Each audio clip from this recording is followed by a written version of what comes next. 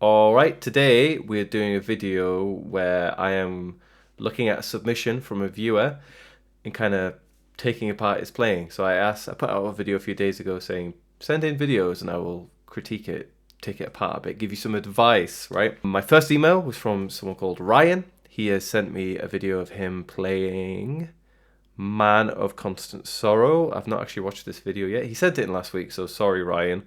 I've taken my time on this, but I've been quite busy.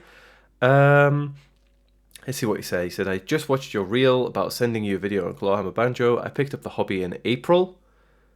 And I started to learn Clawhammer in June. That's not very long at all. I've been playing for 4 months, but I've become pretty committed to it. Here is a version of Man of Constant Sorrow that I've been learning in Sawmill tuning.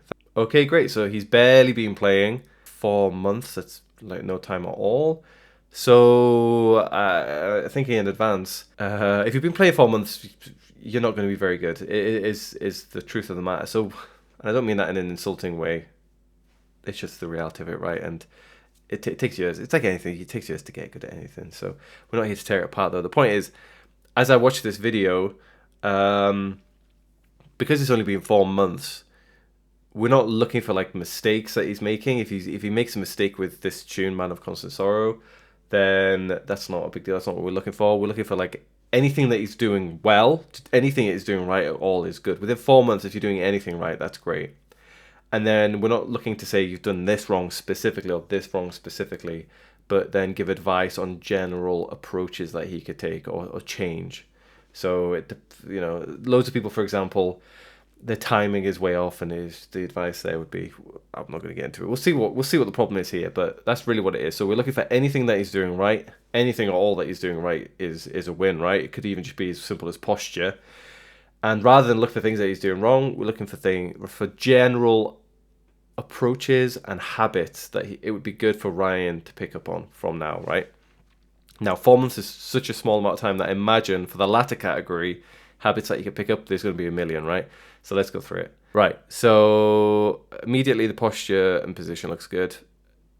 This seems like really basic, obvious stuff, but for a lot of beginners, it isn't. The banjo's in the middle. That's exactly where it should be, between your legs. Left hand position's good. He's got the thumb around the neck. The fingers, the position's kind of correct, I would say. The arm, this elbow is out rather than being like tucked right into the body, which loads of people do. Right arm position looks correct. I would personally probably lower the neck slightly. There's some things, when you're advising someone, in fact, just skipping through it really quickly, that looks very good. That's very like consistent posture and position, right? Some things, sorry, when I'm giving tips or advice to people that are like totally down to the individual, and some things that just work for everyone. The exact angle of the neck, I don't want to be too prescriptive about it, but I do think it's better when it's a bit lower. I do tend to, and one of the big reasons that is kind of underrated for why that is useful is just it changes the angle you're hitting the strings at. So if it's a high angle, let's exaggerate. If the angle of the strings is like this, it's like playing a double bass, right? No one does it quite like this. The angle you're coming down onto strings is potentially like really odd, and it means you're kind of clipping the strings in a weird way. Whereas if it's a bit flatter, but not too flat, certainly don't want it like flat like this, and we don't want it pointing down. That would be crazy. We don't want it flat. We want it up a bit. It means the angle you're hitting this down onto the strings at is better, really. It's hard to get the balance right. I would recommend that tentatively, because this might work perfectly for him. Let's actually watch him playing, right? But this is a great start, actually. Everything seems correct. Something I should have said when I put out the little video asking people to send videos in.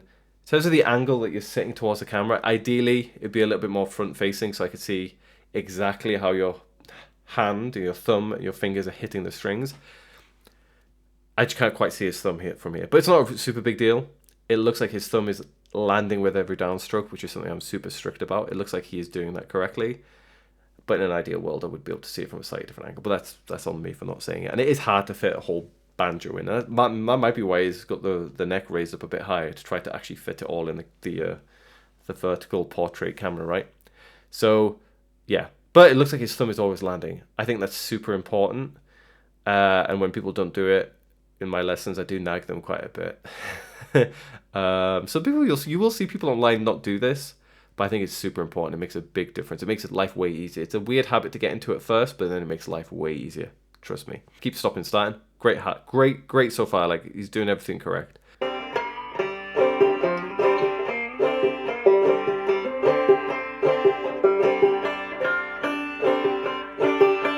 this tune seems to have pull-offs, hammer-ons, and slides in it. So that's covering quite a lot of the left-hand embellishments and things that we can do, right? So it's good. It's a good first tune to tackle. Well, he's not actually said it's his first tune that he's done, but it's a good tune to practice because it includes so many different things. Cripple Creek is my go-to one when I teach people, but for similar reasons, right? It includes everything you kind of need in there. So, but yeah, no, he's doing well with these. He's doing the hammer-ons and pull-offs. Timing is good as well, actually. He's not like all over the place. He's not speeding up and slowing down. He's not swinging and then going straight rhythm. He's not. Yeah, his eighth notes are pretty straightforward. It's really good rhythm, actually, so that's great.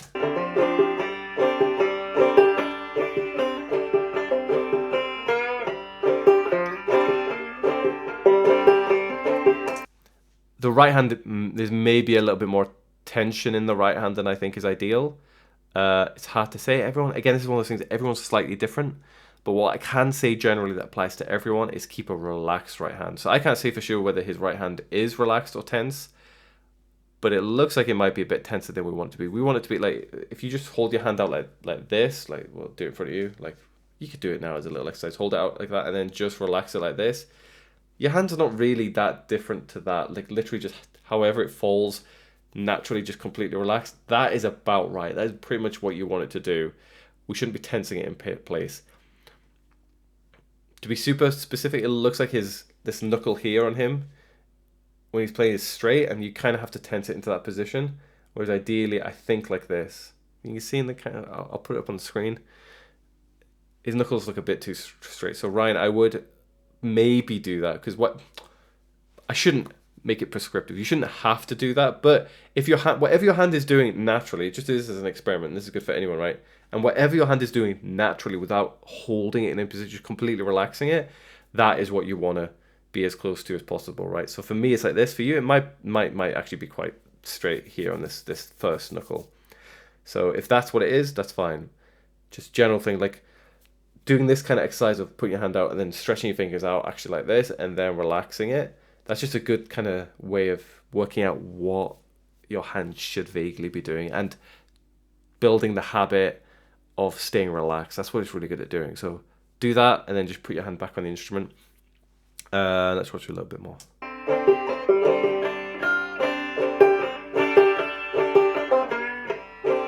Oh, he's got little bends in there as well. That bend was quite in control as well. Do you play another instrument, Ryan? I don't know. I suspect you maybe do. Maybe you play a bit of guitar or drum. It could be anything. I have no idea. If you've come to this without playing any instrument whatsoever, that's incredible. There's nothing wrong if you play another instrument first. I'm not accusing you of cheating or anything. But like, if you've just come to this and this is literally the first instrument you've ever played and you picked it up in April and you started playing Clawhammer in June, then this is incredibly good. If you play a bit of another instrument beforehand, it's still very good. But just the fact that everything's in time and your left hand position is very good and your posture is very good and you're doing these little bends that are actually in control is either incredibly good or you've got a little bit of playing some other instrument under your fingers. That's good. It's actually very good, right? So we just watch the whole thing. It's like a 32-second clip. All very good. We'll watch it again probably in a second. But you're off to an excellent start. This room is reverberating in some way. I think it's one of my guitars. So general point is you're clearly reading from a tab. Maybe it's a book in front of you or maybe it's a computer screen. That's perfectly fair. Obviously the next step would be to learn it so you don't need it and you can just do it. That's not a critique. That's just a natural phase everyone goes through.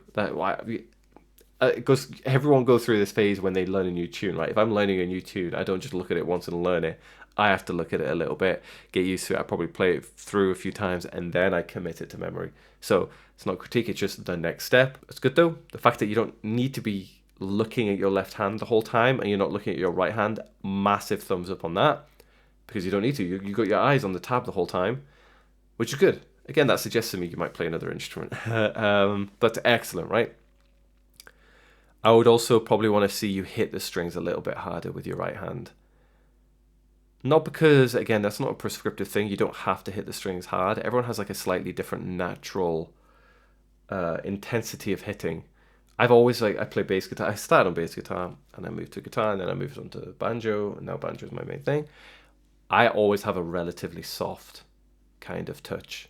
I don't dig in super hard.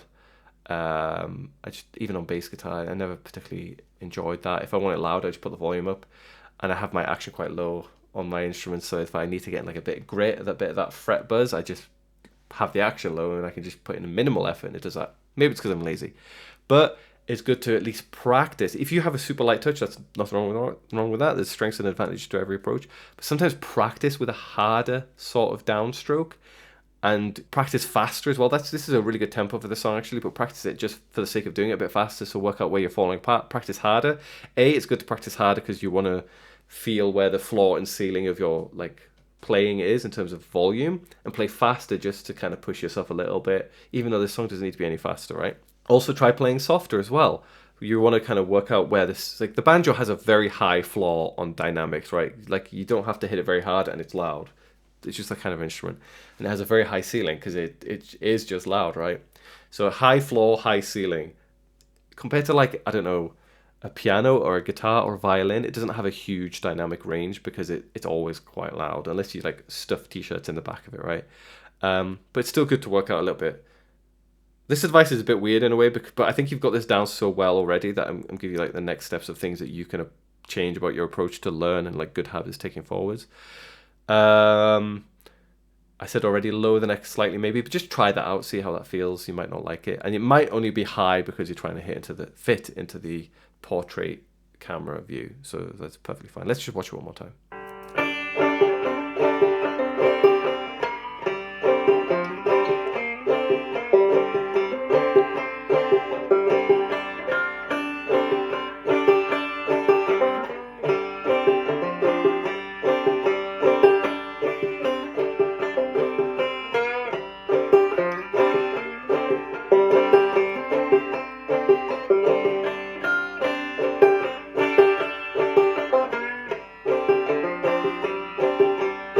Yeah, very good, very nice. You're getting a few like artificial harmonics, or false harmonics, people call them different things, that will be coming from your right hand hitting it.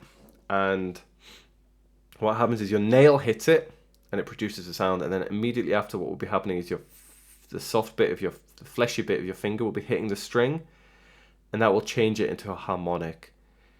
On like an electric guitar, for example, they call them like pinch harmonics, and it can be this kind of slightly squealing sound. And they are used on banjo a bit if you're doing the cluck kind of thing, but you're not really doing it here. You're getting on some of the single note stuff, which I think is accidental.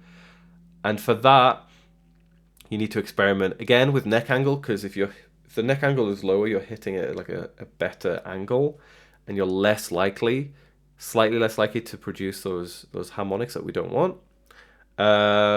Fingernail length potentially. I use a finger pick, like a backwards finger pick. It's just because I keep my fingernail short because I play bass as well. So that's how I do it, and that helps me. If I didn't have that, I'd be producing harmonics all the time with this downward middle finger strike. Just experiment a bit with a few different ideas. Hitting harder, as I said before, might help you with that as well. If you hit a bit harder, you're more likely to just go straight through the string and your finger doesn't strike it. So experiment with that. It might take some combination of all of these. And the final one, which might be related to this kind of like straight first knuckle here, make sure the angle that your fingernail is hitting the string at is correct. Experiment with the angle. I don't want to go into too much detail about what angle it should be, but it's really hard to show it without, like, I don't know, drawing a diagram, and I'm not going to do that right now. Just experiment with it a bit. Change like the angle. Like think about the angle the fingernail is hitting the string. Not only this like it's a 3D object, right? So there's different angles to think about along the X, Y, and Z axis. So just think about it a bit and work out what you need to do to get that angle to avoid those harmonics. Everyone is slightly different, so I can't even really be too prescriptive or specific about it with you. Just experiment with it a bit. Change the angle. So like if your fingernails are flat to the string, maybe move it so they're like more angled against the string. Move the neck up and down to change the angle at which you're hitting the strings. But honestly, even sometimes when I play, I accidentally produce these harmonics, and they do just happen a bit. It's not the end of the world, but what you want to do is reduce how often they happen, because they're happening quite a bit here. But I mean, that's probably the worst thing about what you're doing right now, and it's not that bad at all. Like, they happen, and you'll work out a way for you to avoid them a bit more, but they'll still happen a little bit. But very good. Like, for 4 months, this is quite remarkable, actually. Timing is very good. You're not looking at your left and right hand. Your left hand is good. I couldn't fault it, really. Your right hand is good as well. I couldn't see it perfectly, but that's on me. I didn't specify the angle that you should be filming it at. It looks very good, though. Everything's very good. You've learned the tune pretty well, I think. Like, you're reading it from a screen or something, but you wouldn't be able to play it through quite so confidently if you hadn't played it through quite a bit already and hadn't learned it to a little bit of a degree. But the next step is to learn it so you don't need it in front of you. Yeah, very good though. So yeah, that's us with our first little giving tips and advice on people's playing. If anyone else wants to do the same, send in a video. I'll tell you what you could do to improve your playing. See you around.